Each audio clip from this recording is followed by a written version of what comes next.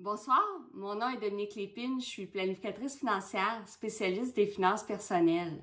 Depuis 25 ans maintenant que je conseille les gens dans tout ce qui est tous les volets de la finance personnelle, les impôts, le budget, l'investissement, les assurances, vraiment tout ce qui est la finance personnelle, c'est ma spécialité à moi depuis 25 ans.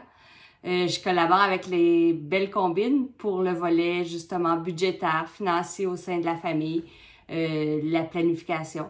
Donc, ce soir, je fais mon premier vidéo pour parler du partage des dépenses dans les finances de la famille. Comment on fait ça quand on est deux personnes, deux adultes, qu'on n'a pas les mêmes revenus, qu'on n'a pas... Comment ça se passe pour que ça aille bien, pour qu'on puisse atteindre nos objectifs? Je tiens à débuter en disant que je n'ai pas la bonne réponse.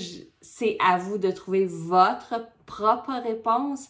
Il n'y a pas de formule parfaite. Il y a notre formule à nous selon nos valeurs. Il faut que ça soit en harmonie avec nos valeurs, notre éducation, nos choix de vie. Il n'y a pas un couple qui décide de gérer ce volet-là de la bonne manière. Selon moi, l'important, c'est de le gérer.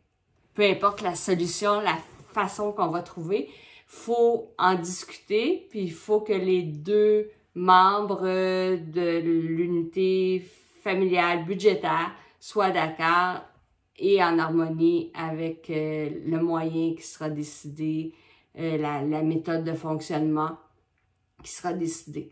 Quand on parle de deux adultes avec des enfants, ben là, il faut savoir, habituellement, dépendamment des situations, on peut avoir deux conjoints qui ont le même revenu, on peut avoir deux conjoints qui ont des revenus inégaux, on peut avoir un conjoint qui a décidé, qu'on a pris la décision qui mettait un arrêt sur sa carrière, qui restait à la maison avec les enfants pour justement, parce que ça fait partie de nos valeurs, puis qu'on trouvait ça important pour la famille, que ça se passe comme ça. Tout ça, c'est des situations qui font que, à un moment donné, la question financière, quand on regarde le budget, les revenus du couple, les dépenses, est-ce que ces dépenses-là sont assimilées à part égale en fonction de nos revenus mutuels en pourcentage? Quand on regarde notre grille budgétaire, dans le haut, on a les revenus, mais ça ne veut pas dire nécessairement que le budget familial, c'est 100% des revenus des deux conjoints.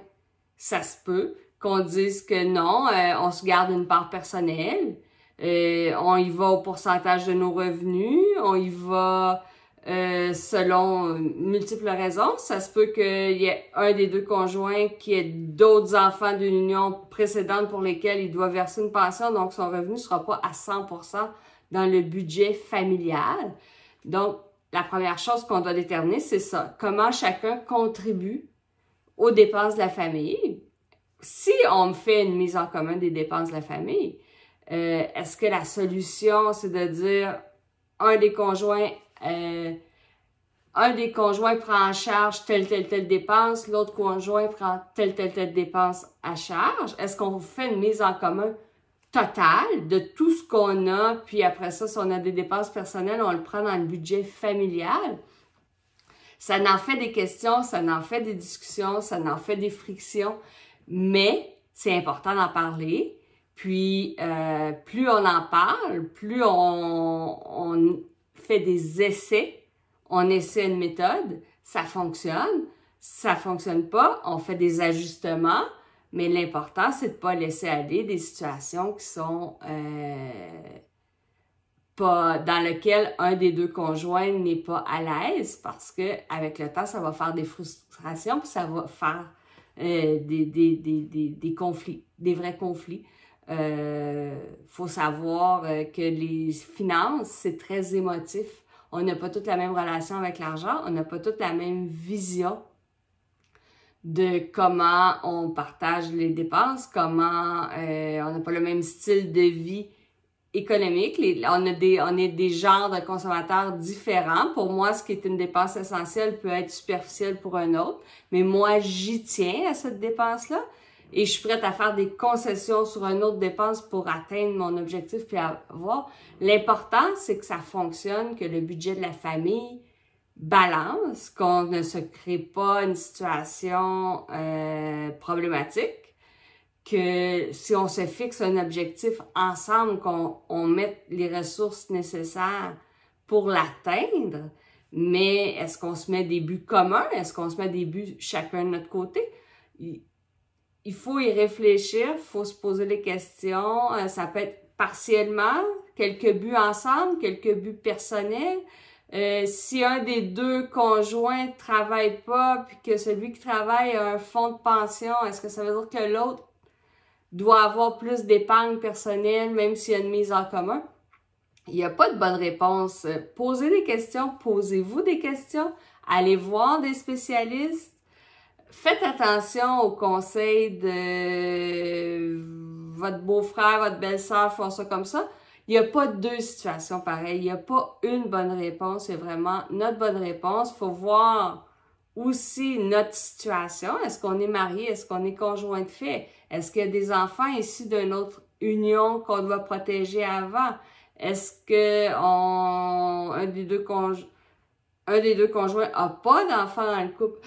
Faut voir vraiment, n'hésitez pas à consulter, à aller voir pour connaître c'est quoi votre situation, c'est quoi vos obligations légales aussi, parce que des fois on veut quelque chose, mais la loi ne nous le permet pas, ou on veut quelque chose, mais au moment où ça va se passer, la loi va faire en sorte que ça se passera pas comme on veut. Allez voir des spécialistes, ils sont là pour ça, pour vous dire que oui, vous voulez ça, mais la loi, c'est pas comme ça qu'elle va agir. Si vous n'avez pas fait un testament, c'est pas ça qui va se passer parce qu'on a notre situation budgétaire, familiale, le day-to-day, à la semaine, à l'année. Mais il faut aussi prévoir plus loin que ça en cas de départ d'un des deux conjoints, en cas de séparation, faut en parler. Il y a des couples qui se séparent. Si on a des familles reconstituées, on a aussi des couples avant ça qui se sont séparés. Donc, il faut s'assurer que ce qu'on veut, ce qu'on pense qui va se passer, ça peut se passer sans problème. Qu'on n'aura pas un obstacle légal, qu'on n'aura pas un obstacle autre de l'extérieur. Donc, en allant voir, je pense là, en cas de décès d'un des deux conjoints, est-ce que le conjoint va être reconnu? Est-ce que je dois faire une désignation par testament? Est-ce que ça va aller à mes enfants? Quand on parle de finances personnelles, quand on parle de famille reconstituée, de famille, de décès, de séparation, il y a énormément de variables, de données à valider. Faites-le, je dirais avec une personne là, de confiance, qui a des connaissances, elle va pouvoir vous éclairer, vous donner des pistes de discussion. C'est important de régler cette situation-là. Faut pas attendre que les problèmes arrivent pour essayer de régler. Faut pas attendre les conflits. Faut en discuter, voir qu'est-ce qui irrite, qu'est-ce qui est un irritant, pourquoi moi je suis pas d'accord avec ça, je suis pas d'accord que je dois payer les dépenses pour les enfants à 50% parce que moi je gagne moins, donc il m'en reste moins personnellement pour mes besoins personnels. Il faut vraiment en discuter, je vous le répète, et puis c'est toujours ma réponse. Il n'y a pas une bonne réponse, il y a votre bonne réponse, celle qui fait que vous vous sentez bien, celle qui fait que vos décisions sont en harmonie avec vos valeurs familiales, vos valeurs de couple, vos valeurs personnelles. C'est vraiment ça ce soir que je voulais vous dire. Le meilleur conseil, c'est de trouver votre propre solution. Bonne réflexion.